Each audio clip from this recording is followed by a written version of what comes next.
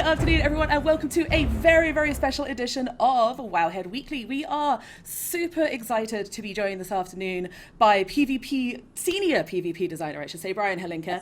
And we've had a super exciting week on Wowhead, actually. We've got, obviously, the arena season begun, we had Highwall come out, we got a ton of good raids, and we announced an awesome collaboration with top WoW guild Method on our Mythic Raid Guide. So we are having a heck of a day. But this is the best bit. This is us interviewing Brian Holinka. So first up, let me introduce my co-host and Wowhead site manager, guide writer, and everythinger extraordinaire, Perculia. How are you doing, Perk? Really pretty awesome. I am super excited about the method guides. We are really growing our guides on Wowhead, and they're doing awesome in the progression race, and super happy that I can't wait to see their guides. It's all good. And now let me introduce our very, very special guest, Brian Holinka, senior PvP designer. What is up, Brian? How are you doing today? Great. I'm doing great, Olivia, Perculia. It's great to see you guys, and I'm super excited to be here. Awesome. So just real quick before we jump into the questions, real short summary, what is it that you actually do for Blizzard? So right now, I'm a senior game designer on World of Warcraft. I focus primarily on the PvP part of the game. That includes, things like class balance, but also battlegrounds, arenas, reward schemes, things like Ashran. And I also work a little bit on some other features. Most prominently, recently worked a lot with Ian on the group finder and with our UI team on that. So, trying to mostly do PvP, but sometimes go into other stuff. Awesome. So when we put out a call for Twitter on questions, you probably won't be super surprised to learn that we had a bunch of people asking about specific class balance questions, like a ton of people very concerned about their class, about other classes, and just the balance there. We don't want to get super bogged down into talking about individual abilities or individual specs because like 134 of the players are interested. But we were kind of interested to see from your perspective, Brian, what you're kind of keeping an eye on, what you're concerned about, what you're feeling is overpowered and underpowered. How's it going right now? Well, just this morning, a number of hot fixes went out for us based on what we were seeing with PvP balance.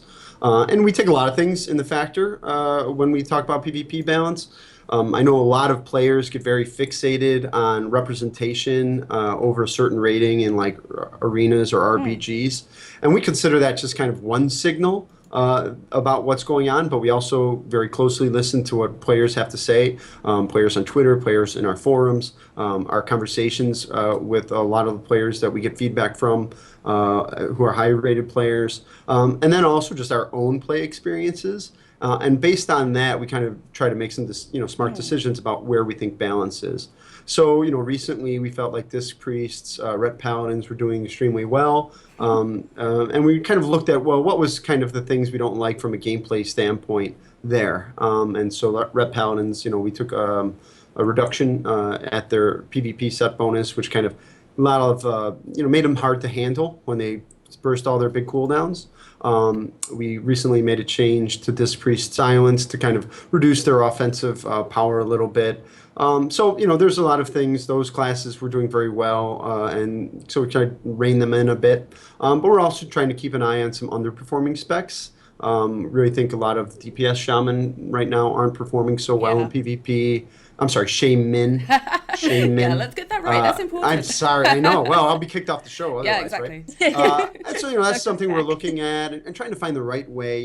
It's a really tough balancing act in World of Warcraft because we review the game holistically, and your relationship with your character is so important that any changes we make, are going to have effects on the personal play experience, leveling, PvE, PvP, and even within PvP, there's arenas, rated battlegrounds, Ashran. So there's a lot of different things we have to take into account. So, we try to make very deliberate decisions about what we're going to do to try and have the correct effect that we're looking for.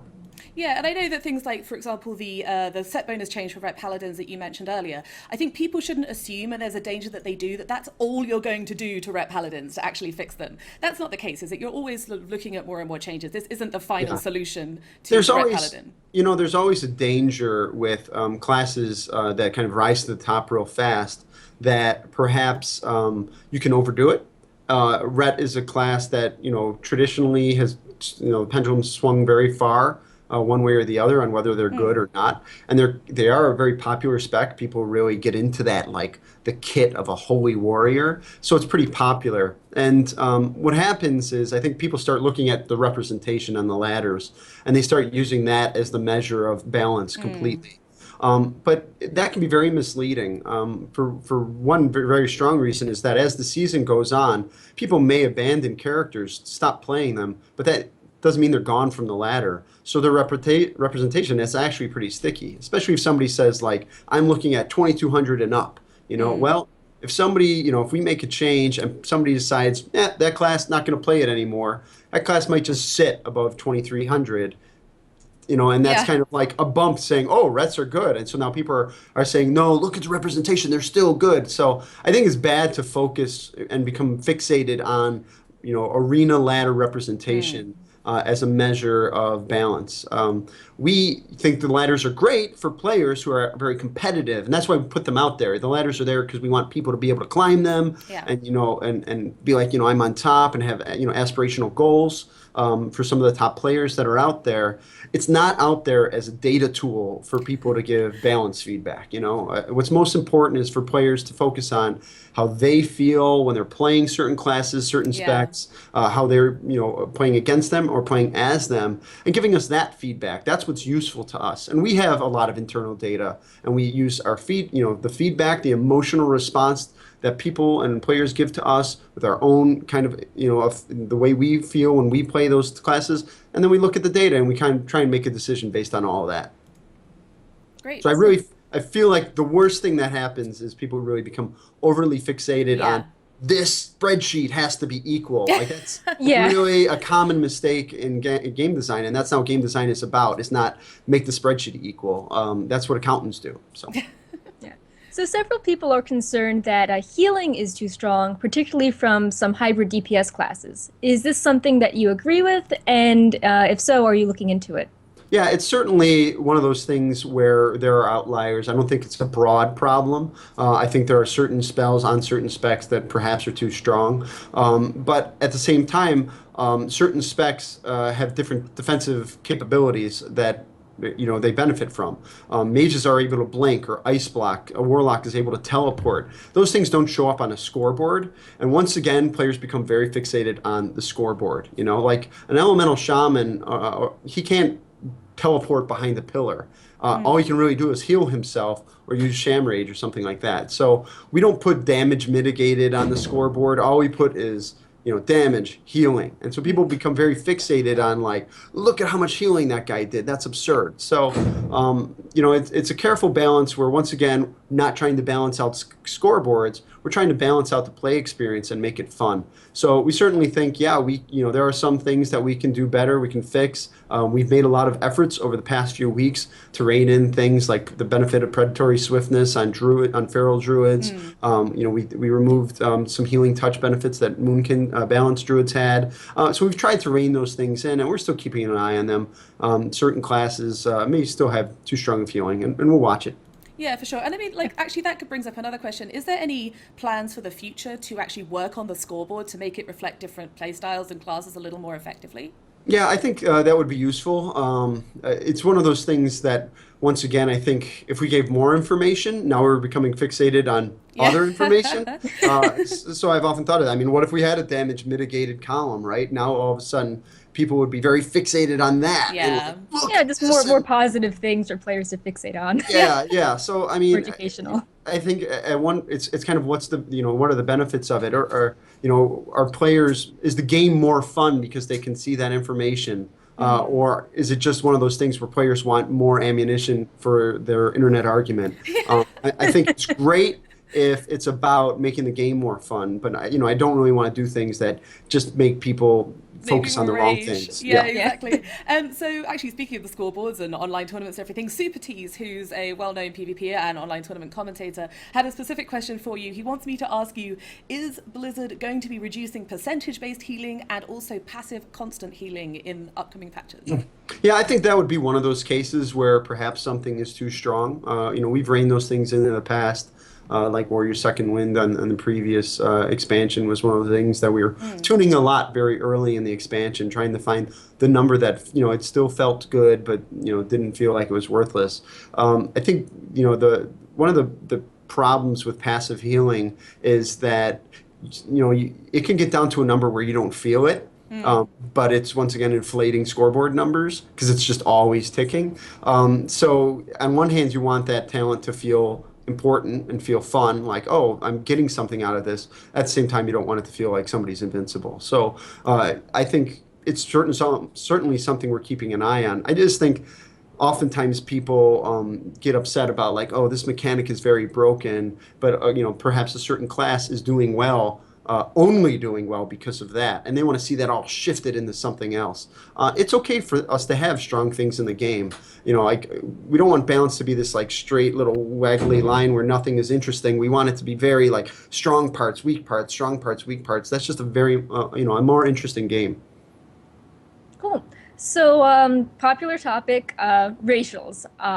We've, along with the everyman for himself complaints that we've had, since the beginning of time, some players are now concerned that the newly buffed stone form is too strong and the horde is falling behind in racials. Is this concern reasonable? I think it's a reasonable concern. We've talked about giving the Will of the Forsaken treatment to stone form. Basically, if you use stone form, we'll put your PvP trinkets on a 30-second cooldown. That's one of those things. So it kind of becomes like the silence version of Will of the Forsaken. That's an issue where we need a client patch to be able to do it. Otherwise, you use your PvP trinket and it looks like you can use stone form, but you actually can't. So we're kind of we're waiting for a client side patch for that change. But I think that can definitely be reined in a little bit. I don't think that's a racial that the silence break is the most important. Yeah. Silence break could be really important just because Disc Priest silence was very strong. We've nerfed that. Maybe it's a little less important. But I think being able to like break a silence and then break something else immediately with your trinket, that's a problem we've always had. It was a problem we had with Will of the Forsaken. So we think this will correct it appropriately.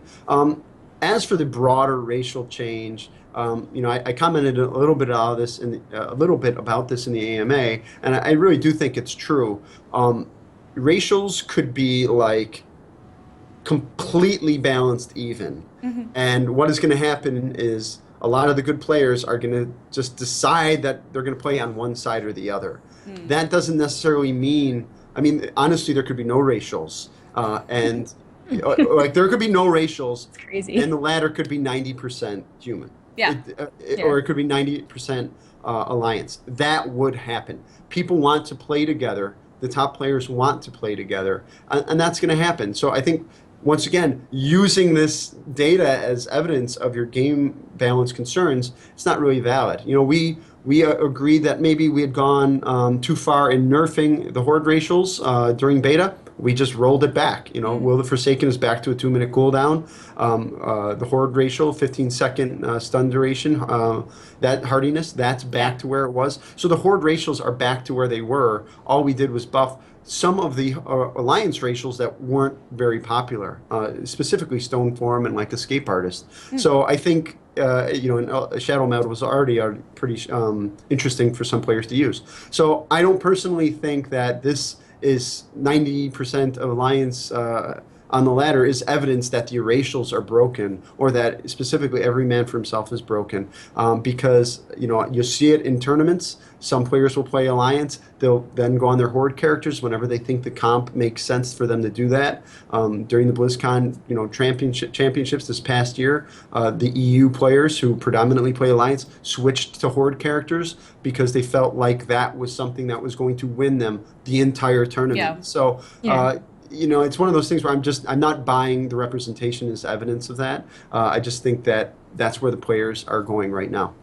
Yeah, that's perfectly fair. And I think there is definitely truth in that like you see one, like, I don't know, someone like Venruki goes alliance, and then like, oh, everyone else goes, oh, well, Venruki's going alliance, so this must be the right choice, therefore I'm going alliance. And like keep looking at top guilds and their raid comps. And I'll give you another great example is that on the Horde, Blood Elves remain the most popular character to play. Not maybe at the high level, but players kind of are looking past the racials. The average player is looking past that. So it's one of those things where representation does not always tell the whole story. Absolutely, yeah. So another question that we've had coming in a little bit on Twitter and on our Wowhead post regards mana regeneration for the changed mana regeneration in Warlords of Draenor. Obviously, as you know, there's been a ton of changes, removing almost all the mana regeneration cooldowns. Who tweeted that? Who tweeted this question, Olivia? It was actually on Wowhead. Wowhead. Oh, okay. Yeah, but there's been a bunch of talk about that, and like, how do you think that the changes to mana regeneration are affecting healer gameplay? And obviously, as it's me, you know, I'm going to ask if you're going to make any changes to my favorite buff, dampening, as a result of them. How do you think it's going in the early season? Yeah, I mean, you know, this is probably not popular because I know amongst some circles dampening isn't popular. I'm very happy with dampening. I think it achieved its goal of wrapping up games in a timely fashion. I think the game is very, like I said, very complicated, very holistically complicated in terms of what mana gameplay means for the raid comp, for raid game, for the dungeon game, for challenge modes, and it has to be tuned a certain way. And I think that the way we've changed what Arena is, that is the environment you're playing in, is the dampening environment now. Yeah, there are comps that are built around playing that, I think, and they were very successful in the past seasons. I think there are a lot of changes to that particular comp that will make them, you know, hard to compete as well this season. But regardless, back to your question, I think we're pretty happy with it. You know, our general feeling was there was a time when spells like Mana Tide Totem or Innervate, there was ways for you to game them. You know, to use, I have a big spirit proc, I'm going to use Innervate, I'm going to get a ton of mana back right now. This was the right time for me to Innervate. Those days are kind of gone because what ended up happening was it was so exploitive. You know, people could get their full mana bar back off of some crazy proc or something. There's a lot of ways that it kind of went overboard, and we brought the gaming of it down to such a compartmentalized way that it really wasn't that interesting. It was basically use the spell on cooldown. I know in PvP it was a little different because they could be dispelled, you could be crowd controlled to not get those benefits, but we feel like the drinking game still kind of has a lot of those elements in it. I know it's very different, but like you kind of have to get out of combat, you gotta, you know, control those people, get a drink off. So there are still ways for you to regenerate mana in a smart way in arenas that isn't necessarily tied to class abilities. So may not be the answer you're looking for, but that's kind of how we feel. Well, I mean, the drinking game puts everyone on a more even level, apart from, like, I guess, Manatee or something, but monks work differently. But yeah, it sort of evens the playing field a little bit more than some of the other cooldowns, perhaps. Yeah. So another big topic is crowd control, and I know you guys have made a big effort made to reduce this in Warlords, and it's a big improvement, but there are a lot of concerns about melee mobility, while ranged have lost ways to keep the melee away. Are you aware of this, and are you looking to improve this? Yeah, we're definitely looking at it. We acknowledged concerns that we did a lot of things to make casters cast more, but we didn't necessarily do much to melee mobility. And so, you know, melee are doing very well here early on in the season, and we're keeping an eye on it. I think, you know, the other forgotten thing is the responsiveness change was kind of like a buff to interrupts. You essentially gave people longer time to interrupt. So we're kind of looking at interrupts right now, specifically melee. Yeah, I'm noticing that. Yeah, it's been a lot easier to interrupt, right? Yeah. So we're going to see what we can do. We're not sure what technically we'll be able to do right now, but we are looking at it as a thing. We'll keep an eye on it. I certainly think there are, you know, people kind of say melee, and so what I guess they're saying really is non-caster. They just want to get that hunters are a thing, and doing exceptionally well. So, you know, there are classes, warlocks are doing well, despite what they might think. Hunters are doing well. But, you know, there are other casters, specifically like Elemental Shaman, Shadow Priest, maybe not doing as strong. Shadow Priest is still doing pretty well. I think their representation and the fact that people point to that for them, I think they're doing well.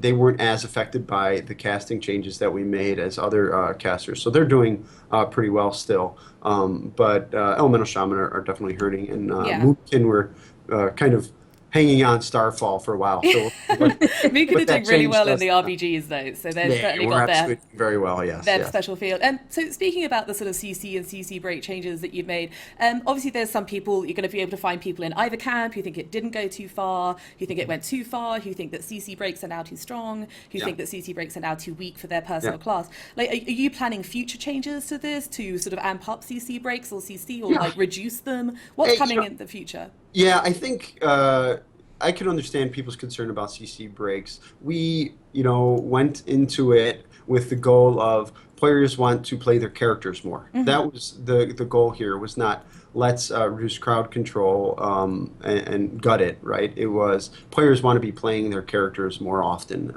than they were during Mists. So going into that goal, reducing the crowd control effects, but then also reducing all the breaks. It doesn't necessarily accomplish the goal that we were setting out. Now that we're looking at it and we're saying, okay, now our crowd control effects really having an effect, and which ones specifically are a problem? I'm sorry, crowd control breaking spells. Which ones specifically are a problem? Which classes have too many and whatnot? So I think that's more how we're looking at it. It was definitely step one, reduce crowd control. Step two, examine are there certain specs and classes that need to have breaks reined in. And we've certainly had conversations about that going forward. But it also rolls into about how much change we want to do via hotfix, via patch, and via expansion. Yeah, and obviously you've got to consider like the season started and like the impact that these changes will have. All right, so moving away a little bit from class balance now, one of the hugest things coming into Warlords of Draenor PvP is Ashran. Now on beta, Ashran was amazing. It seems to not be going quite so well on live. Yeah, there's some growing pains. Yeah, growing pains is a pretty good term there, actually. Well, it was really funny because we knew when we made Ashran that on beta that you're kind of going to have a situation where everyone is geared up. Everyone had everything they wanted. They didn't really have to do anything but fight and enjoy the fight, right? Now we're live, and honor is a thing, conquest is a thing. How would the game play out? Exactly. So let me just first say that we're not happy with where Ashran is at right now. There are a number of things we want to see improve. We've been that's one of our focuses since launch was improving it. We've taken steps to improve the NPC AI. Things like captains and Fangrel and Cronus were not working out. Their pathing was not working very well. So we wanted to improve that. Faction balance at launch was a big problem that we had. And so at the time, we didn't have what we needed to just force balance. So we kind of were putting a lot of servers together to ensure that both sides were kind of full all the time. And that sort of turned into queue problems, didn't it? Because honestly, sorry to jump in on you a little bit there, but that's one of the really massive concerns that we've had on Twitter, everywhere, our forums, on the posts. Like people are just hating these really, really long queues. I know. And that relates to this cross-realm zone like faction matching, which you've been trying to do, right? Yep. It relates to that, and it relates to now that we have what we call forced parity.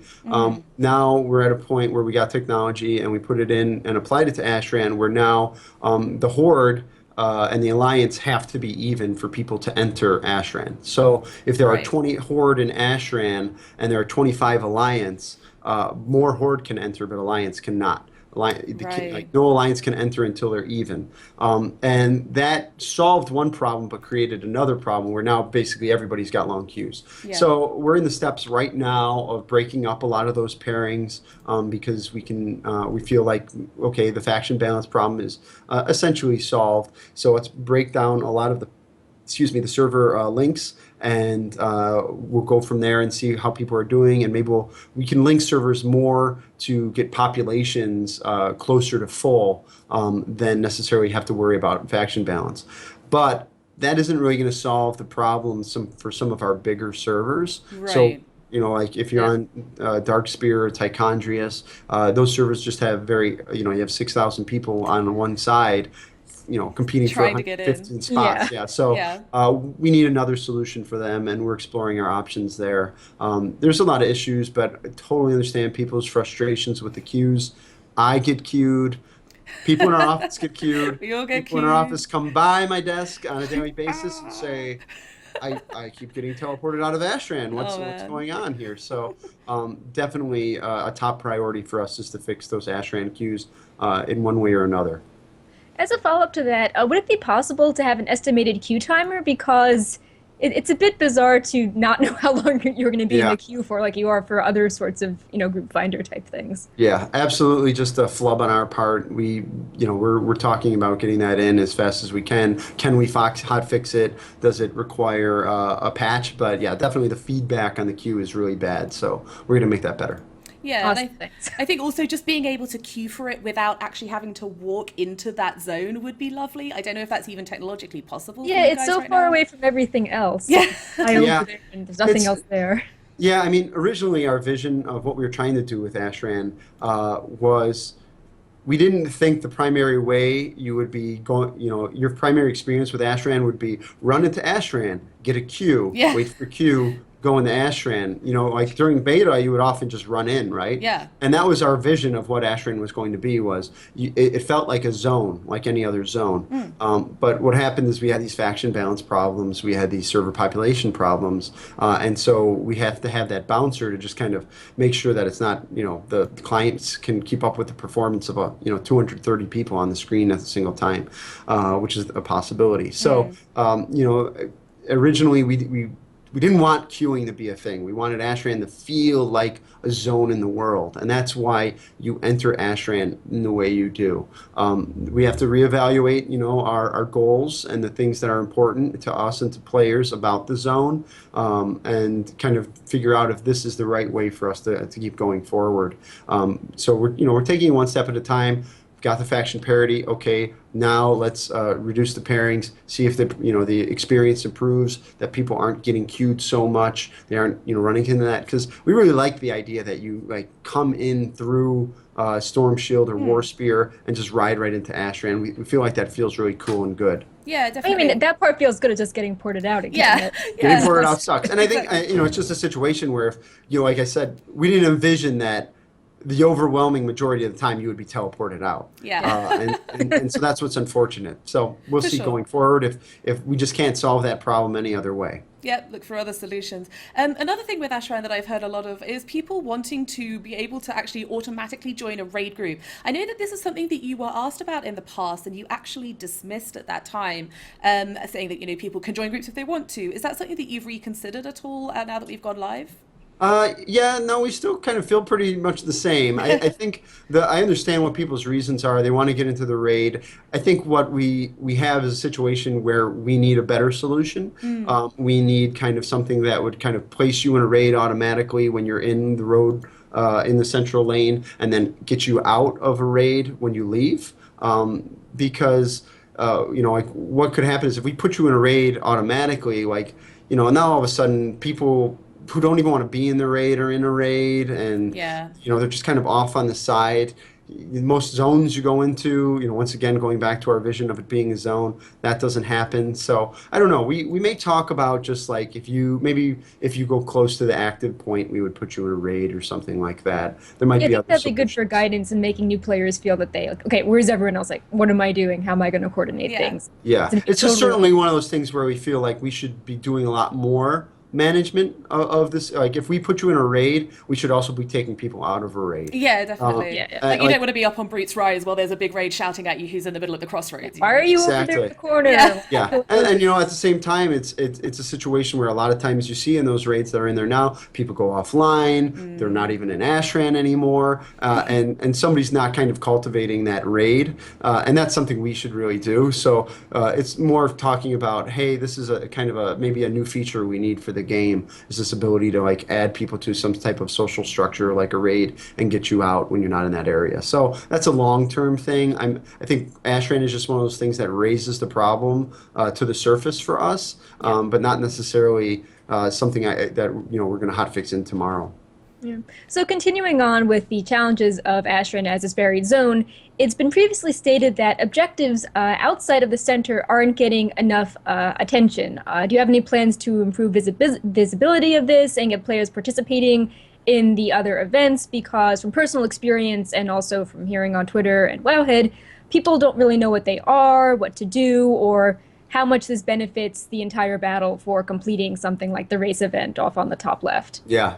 I love that race event, by the way. I don't know if anybody's been in there. Like when I did it today. It's I really like fun. But I don't know why I'm doing it. It's so funny. No, it's so funny. Yeah. I just love how they go around and then it's like nothing, just waiting, and then they then, close. come Like, on! Yeah, everybody's like John exploding. Madden, and then they just go around again. And I've been there for like the Risen Spirits event. I've been at the events work when like people get into it. I think it's really funny. We talk about a Timeless Isle, for example, as a good example of like this adventuring, like go off into the zone and like find things and discover. And I feel like we're trying to get some of that, but it hasn't worked out. Being kind of almost intentionally vague, so that people explore and kind of discover things on their own. Some of the things we're doing to get people out in the outer areas is we made the bonus objectives in there daily now. So players initially there was bonus objectives you could complete once in each one of the zones for a large amount of honor. Now we made it a bit smaller, but there was also a bug. It's a client bug, which will need to wait for a patch, but where the bonus objectives don't show up on the map. And that'll, I think, be very helpful that if people come into the zone and they see 4 bonus objectives and they're all around the outside, that's kind of going to be like, oh, I want to go do that, you know? You're also showing the rewards, because I don't think it was showing the rewards to me when I was working on the bonus objectives. On the side, it should. It should, if you're like in the zone and you highlight it, it should show it to you.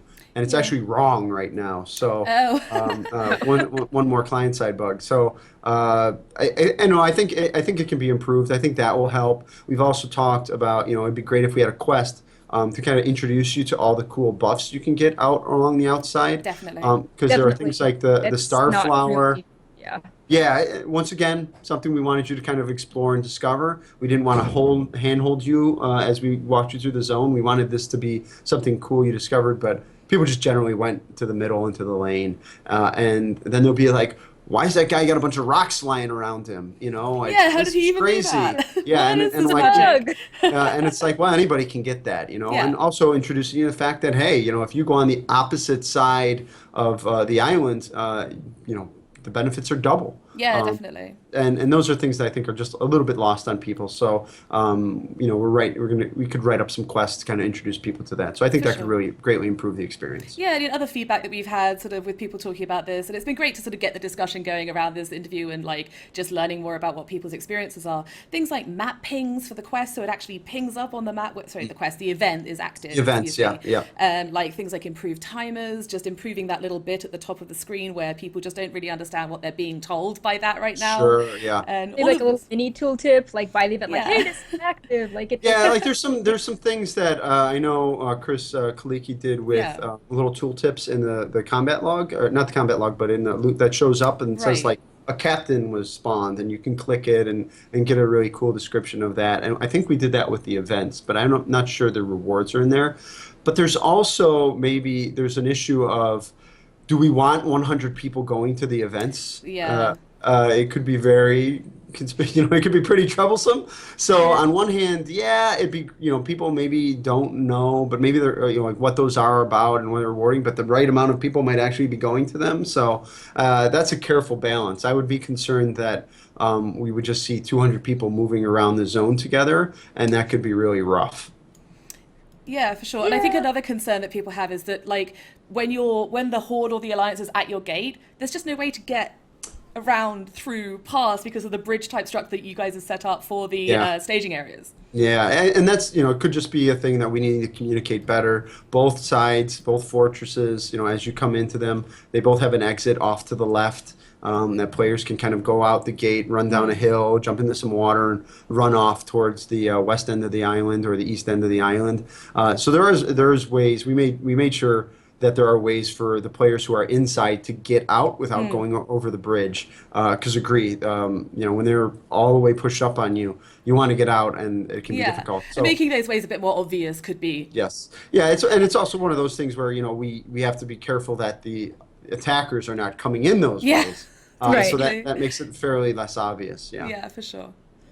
We've also had some concerns about the center of Ashran, the center lane, which gets more visibility when there's an Apexis daily for people to go to Ashran, and then you've got to all these people that never go to Ashran, suddenly the center lane being confused. And this is not a comprehensive list, but these are some of the common concerns or examples that we've had, like very low frame rates due to all the spell effects, AoE, true groups having max distance and pets just sort of harassing each other, things like the tree boss running back and forth, which is sort of messing up people's visuals, or, you know, if you do get lucky and you end up in a raid, someone in your raid group loots them, and then you start getting credit towards the quest, which goes back to our raid concern that it's good sometimes if you automatically get put into a raid. And are there any sort of center lane tweaks being planned and general feedback? Yeah, you know, definitely a situation where we wanted the center lane to deliver that type of Alterac Valley, old Alterac Valley, like, you know, moving front, going back and forth, tug of war across the island, but we wouldn't want it to be all Ashran was about. And really, for like the Apexis Daily, for instance, the last place you want to be is the center lane, to be honest. It's probably the least efficient way to get artifact fragments. The most efficient way would be to go to the other team side of the island on the outsides and farm, you know, a bunch of the NPCs that are there. They'll drop double the artifact fragments. You have to earn 100 and you can get out of there. Definitely something we can do a better job communicating to players, maybe with PoE blobs for that quest. Yeah, or like even the quest text hinting that it's not, oh, I have to PvP. PvP means I kill the guys and the guys are all center. And you definitely, you know, you can get some, but it's very slow and inefficient. And we're happy with the center lane being slow and inefficient. Definitely the large guys. You know, we added a lot of the NPCs, Cronus, Fangrel, the Ogre King, all those captains.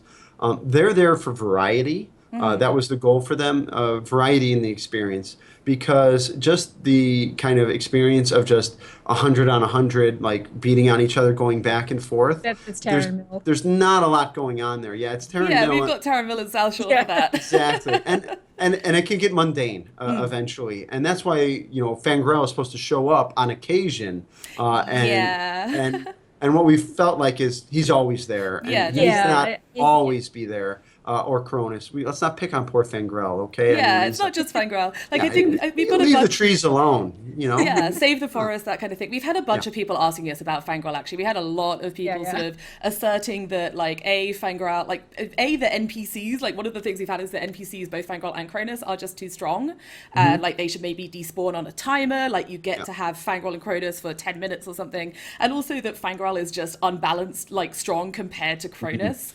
And is that something that you're in agreement with? What are you planning to do to actually fix these big guys stomping around players? I think we are tuning them. We've been tuning their health. They originally had they used our technology that was like our on-tap technology that was like, how many people are hitting this guy? Okay, scale his health up.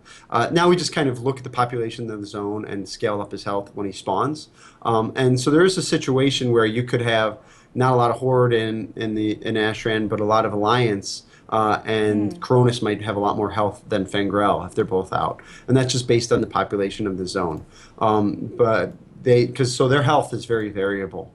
I believe their damage. You know, I think it's kind of cool that they have different kits. There's always the danger of when you give people different kits that one side is going to be perceived as stronger than the other. I'm not necessarily convinced that's the case here. We'll keep an eye on it, but I think it's more interesting that they are not just two giant mirrors of each other. Yeah, that's fair. You know, people want to cheer for their guy who does this cool, unique stuff, you know, and I think that's cool. But I think, you know, we want to still serve that goal of spicing up that middle lane, adding some variety. That's why we have like the Ogre King event and the captains and whatnot. And it can do that, like, oh, look, there's this guy, or who's this Ogre King and where'd he come from? And oh my gosh, here comes Groot. So I think those are the things we're shooting for with those. And if we're not hitting that design goal, then we're going to change things. And I would say, you know, if anybody's worried, we're going to keep iterating here and trying to make the experience better. We're not walking away from it by any like dusting your hands and piecing out. Yeah, just one more question, follow up on the big guys. We've heard some issues that it's hard to retake the advantage when the opposite faction is at your gates, perhaps due to the assistance of these NPCs we were just talking about. And are you planning any changes to help with this sort of thing, like, for example, maybe porting people out when the objective's complete? Yeah, so we have a lot of rubber banding mechanics in the zone specifically. As you get closer to your base, on your side of the base, we buff up your damage, we buff up your health. So players are just more powerful the closer they are to their base. Then we also have a situation where the captain spawns, and they were broken for a while, so people may not realize this, but if you lose on your side of the field, your captain spawn limit resets down to 50. So basically what happens is if you get up to 5 kills, up to 50 kills initially, you'll spawn a captain, and then that number doubles. And that number keeps doubling as much as you win. If you lose on your side of the field, it resets to 50. So that's a natural rubber banding mechanic as well. So that's a way for people to kind of push, be able to push out of their zone a little bit easier. But, it's kind of tough in this type of a situation. And let me tell you, it's tough to design something for 230 people. And it's even tougher to test it. But you kind of have a situation where if we're going to have an epic tug-of-war battle, things are not always going to just be like, oh, we're at your base. Now we're going straight to the other team's base. Now we're going straight back. Yeah.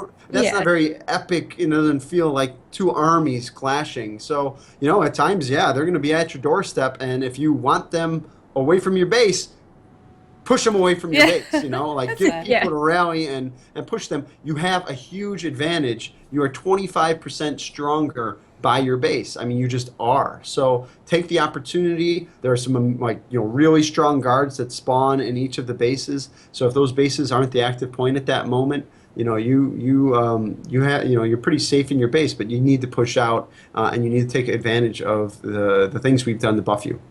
Yeah, for sure. And so moving on from the Ashran stuff for now, we've got a bunch of questions that have come to us about the changes to gearing in Warlords of Draenor. We put up a guide to this, and there's been some really cool changes. But one of the things that we've heard, which may be a slight negative, is what's been your philosophy around the addition of a bunch of randomness, particularly to the top end Conquest PvP gear?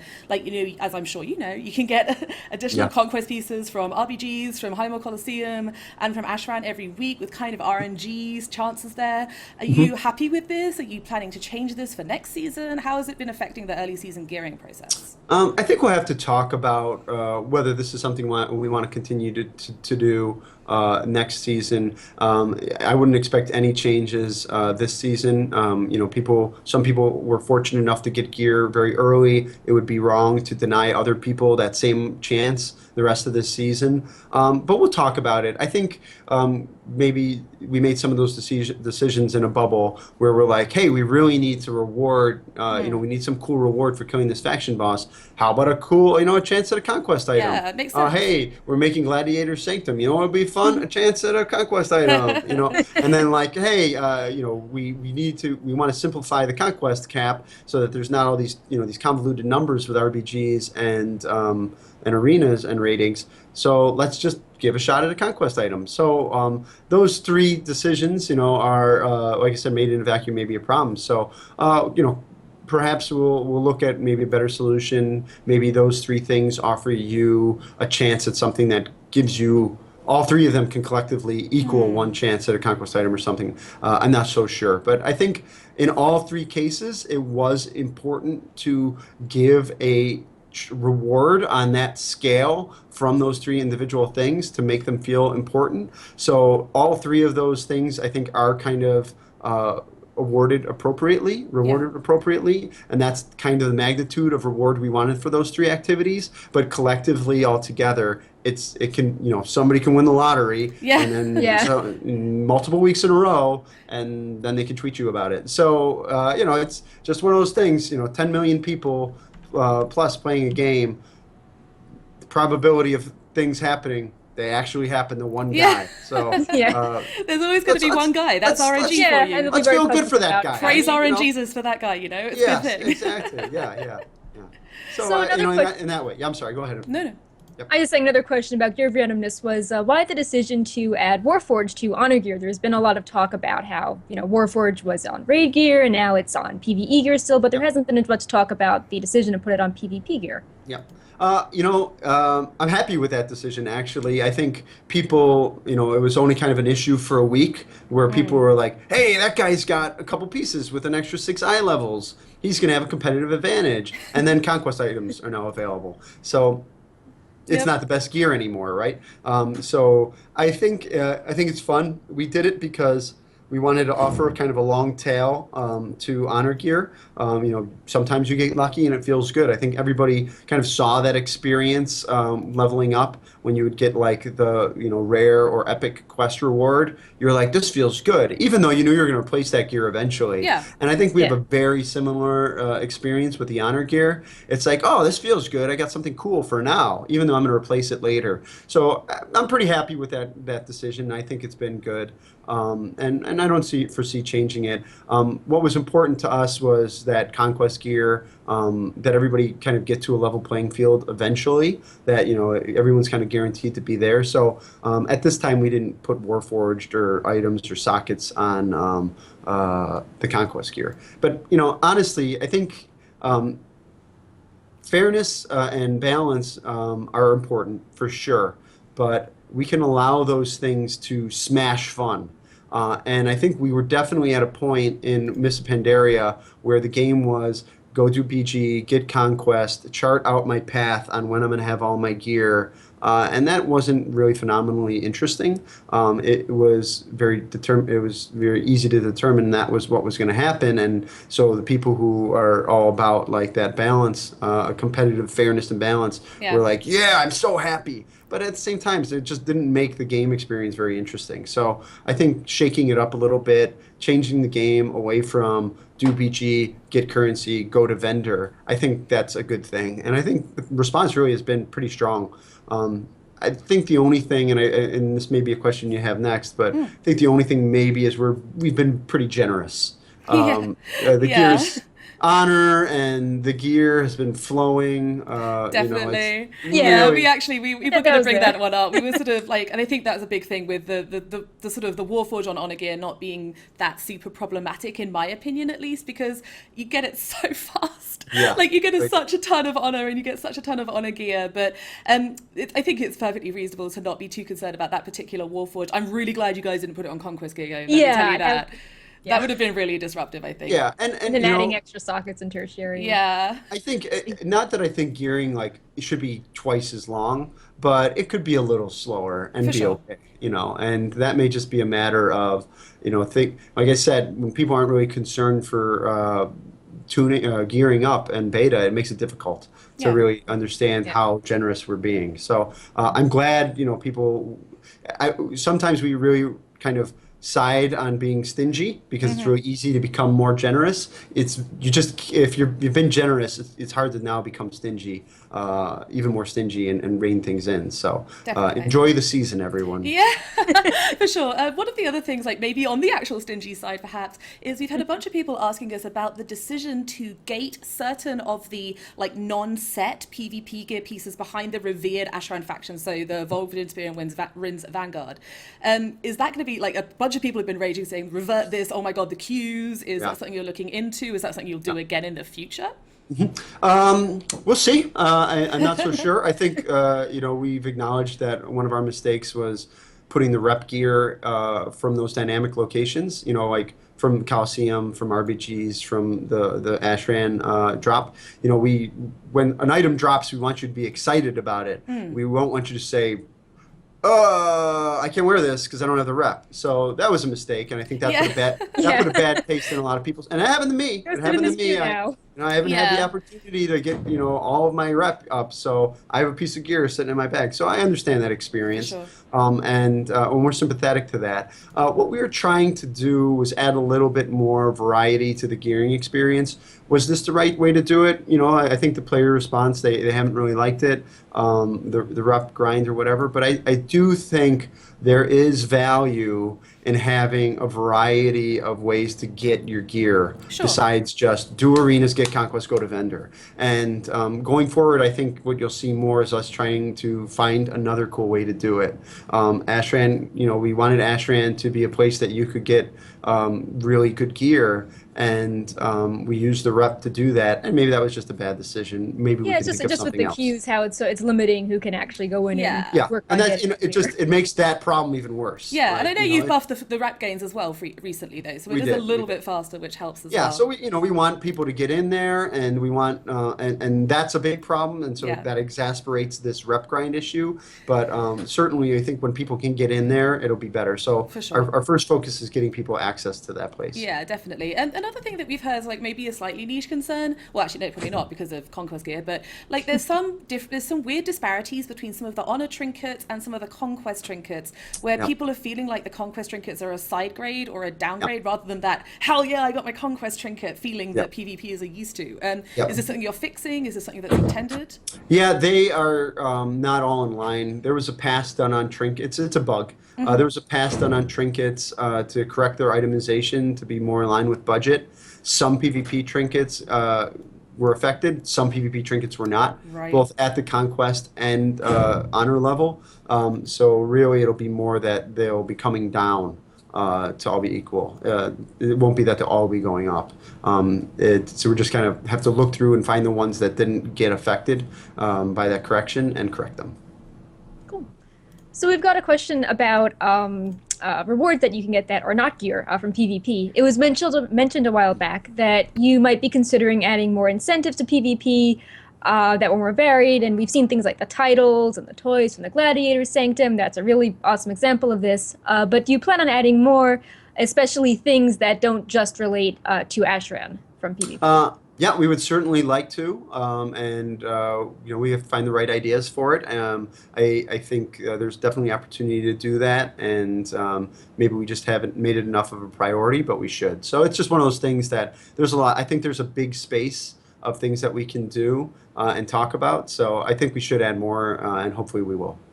Yeah, I mean, it's definitely been improvement since Mr. Pandaria, so that is exciting to see. Yeah, definitely, yeah. Is Olivia talking, but we can't hear her? Microphone managed to get itself muted. Sorry about that. Shortcut software mute. Good job, me. So we had some changes to the PvP set bonuses today already. There's still some people who are feeling like they're imbalanced. Some people's are better than others. Some people's are still terrible. How are you feeling? Like, I'm assuming you're not done with that. What else are you starting to look at as far as balancing those set bonuses? Yeah, we've heard complaints about them. I think Warriors have complained about theirs. I think Rogues complain about theirs, but we actually think could be pretty cool. The versatility on Feint can be both used offensively and defensively, and that's something that's cool. So I don't know. We're looking for feedback. I think if people have some things they'd like to tell us about set bonuses, please do. Going forward, we're considering, hey, should we change these up every season to add more variety to the meta of part of the game? So I'm not making any promises, but you might see all new set bonuses next season, and we think that would just variety is the spice of life, and we think that the PvP could benefit from that as well. So, we're definitely not done making changes, but we kind of don't want things to kind of trickle in like every 3 days. There's some weird change,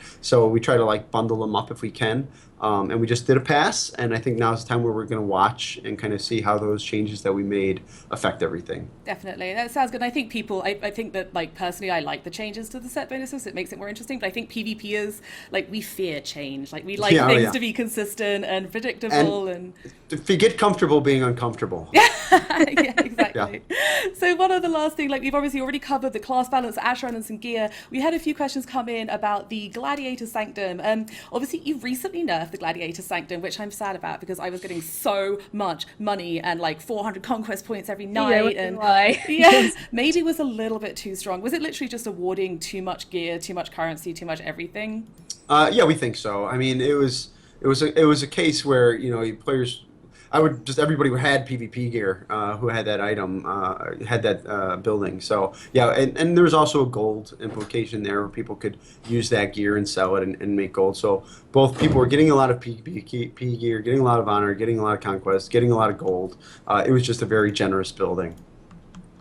Cool. We have a question specifically about the High Mall Coliseum from people. People were concerned, is it a good idea to have the potential for conquest gear in an encounter that's so easily controlled by groups queuing together? Yeah, we definitely have concerns about that, and we're examining whether that's happening. I mean, the trouble is that you can only go in there, I think, once per day or per week. I'm sorry, it escapes me right now. But so you have limited opportunities to go in there. So if people collude, they're really colluding in a pretty heavy way, denying themselves an opportunity to do that. So because it has the limited access, we're not as worried about it, and we're just also trying to make sure that it doesn't start until a lot more people in there. I think initially it would start with like 10 people in there, so we jacked the number up to like 15 or whatnot.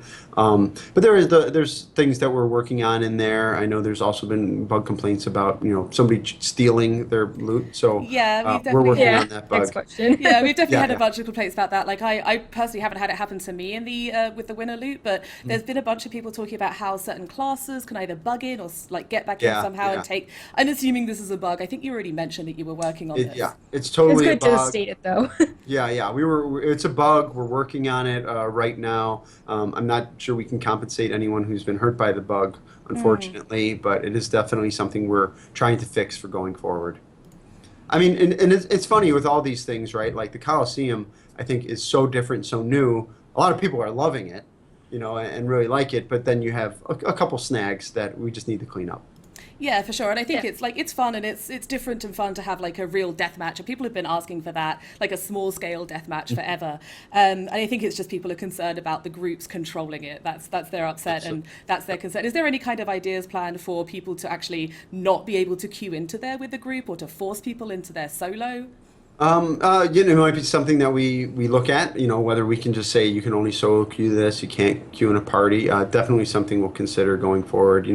There's other things we can do on the back end that, like, if, everybody syncs up queues, we make it random or things like that. So there's solutions there that we, I don't want to say security through obfuscation, but in some ways, don't want to talk too much about it. But it's definitely something we're aware of, yeah. Yeah, for sure. And we've only unfortunately got time for one question from Twitch chat, but we've seen a few coming through.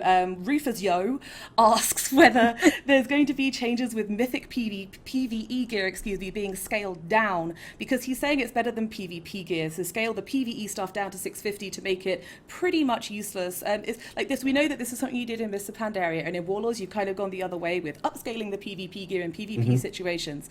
Is there any chance you might look into downscaling for future? I think I did hear in the beta they wanted to do this, but it seems it hasn't been implemented. Yep. So I believe right now in PvP, the eye level is 690 for the Conquest gear in PvP, and I believe the eye level for PvE gear is 695, and then possibly it could go up. Yeah, the Warforged gear. With Warforged. But in all PvP instances, battlegrounds, arenas, Ashran, everything is lowered down to 690.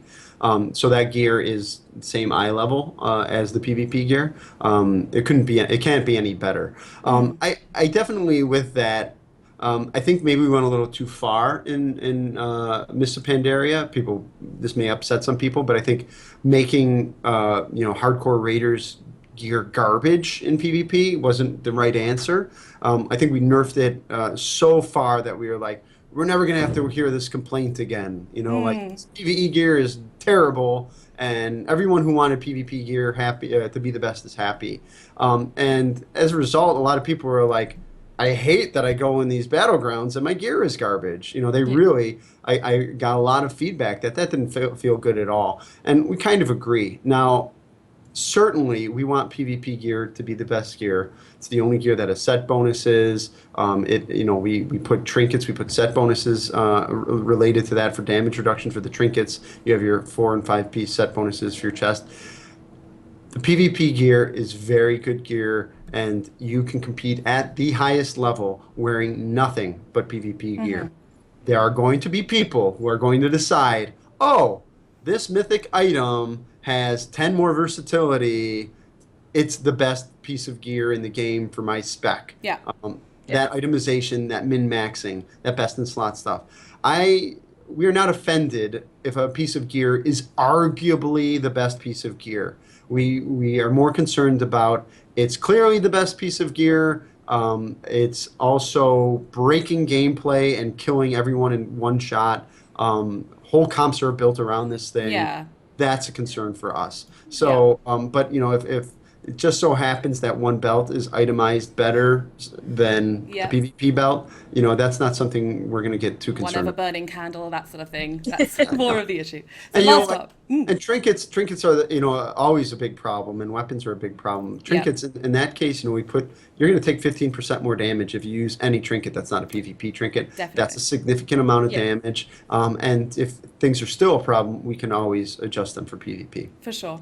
So last up, one last thing. We've been asked this a bunch. So, we've had a lot of questions about Gladiator mounts and if they could be account-wide. And I can sympathize with this because I have a lot of sort of top PvE titles and mounts and titles that are account-wide. So to me, it's like, why should the PvP equivalent just be limited to per character? Yeah, that's a conversation we could have again. Generally, the reason is that back when those mounts were created, that was kind of like getting a legendary in PvP. Like you had the mount, you stood out, that character was so special, and it was more tied to that character being an amazing thing. That's the historic reason for that. It's something we may revisit. I get tweeted about it a ton too. We see a lot of feedback about that, and it's something that people want. It's a conversation we might have, but it's also one of those things that we could never go back from. Yeah, so for sure. it's a choice that we have to be very careful in making. That once we open those floodgates, the floods. The water come rushing in. So we just need to be careful with that. And if we make such a decision, we make it very carefully. Absolutely. All right, that is all we've got time for today. Thank you so much to everyone tuning No problem, in. guys. Thank you so much, Brian. It's been fantastic. Obviously, this will be posted up on YouTube tomorrow. So if you missed the class balance stuff that we discussed at the beginning, then you can watch it there. We also have a live blog. We also have a live blog on Wowhead right now that you can check out by the amazing Serene. So thank you so much for watching. Go Thank you so Serene. much. Go Serene. Thank you so much for our moderators for moderating the at times unruly Twitch chat. And we will no doubt see you again in future. Thanks so much, guys. Bye-bye. Bye. Bye-bye.